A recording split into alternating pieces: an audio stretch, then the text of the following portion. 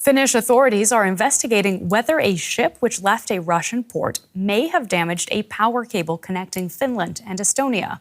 The cable, which runs under the Baltic Sea, was disconnected from the grid on Christmas Day.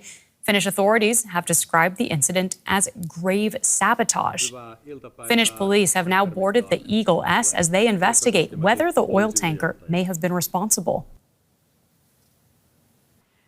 For more, let's get across to DW's correspondent Terry Schultz in Brussels. Terry, how unusual is it for a country's investigators to board a foreign ship like this? Oh, I haven't heard of any other case like this. I mean, in this situation, the ship actually stopped voluntarily in Finnish waters. It allowed the Finnish Coast Guard to escort it into port, and then Finnish authorities boarded the ship, talked to the crew. I presume they looked at the paperwork.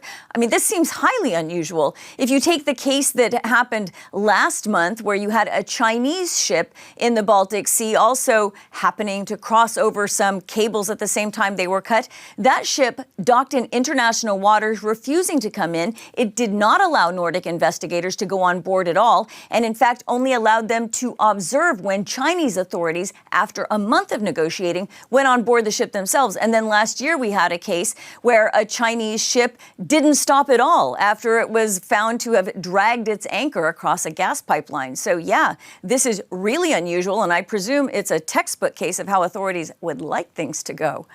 And as you mentioned, this really does seem to be happening a lot more than it should be, at least. Is it possible to protect these undersea cables? This is a huge concern. It is happening more often that the cables are damaged. And this is why both the European Union and NATO, and those two organizations together, are working with national authorities to step up surveillance, to step up both from the air and with the maritime resources. There's an EU-NATO task force that is working on this together. NATO set up a new maritime center, and national authorities are asking for more support from NATO, for example. But, you know, as I mentioned, in international waters, you can't stop these ships from sailing, and that's part of the problem.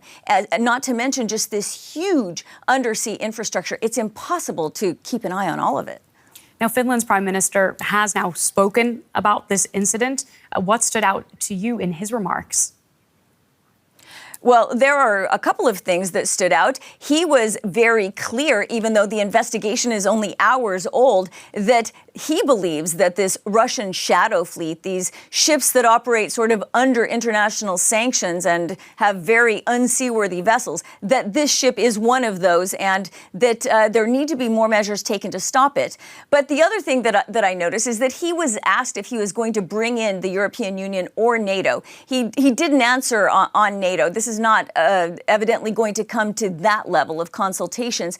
But he did say that he'd kept the EU informed. And since those remarks, we've seen the European Commission and High Representative Kaja Kallas come out with a statement in which they say unequivocally that this is a Russian shadow fleet vessel and that they are ready to put more sanctions on these ships in order to stop them from being able to carry out these malign activities, whatever else they're doing in the Baltic Sea. Fascinating developments there. Thank you so much for sharing them with us. That's DW's correspondent Terry Schultz in Brussels.